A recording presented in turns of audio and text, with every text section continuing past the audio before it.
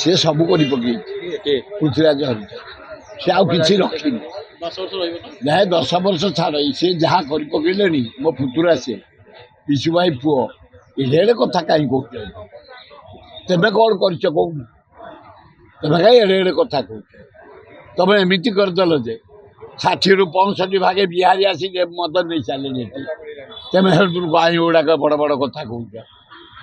ଓଡ଼ିଆ ଓଡ଼ିଆ ମୋହନ ବାଜ କହୁଛି ଓଡ଼ିଆ ଭାରି ବଢ଼ିଆ। 17ଟା ବଡ଼ ବଡ଼ ଖଣି, ପଥର ଖଣି, କୋଇଲା ଖଣି, ବକ୍ସାଇଟ ଖଣି ବିକ୍ରି କରି ସାରିଲେଣି। ତମେ ବୁଝିନାହାନ୍ତି କି?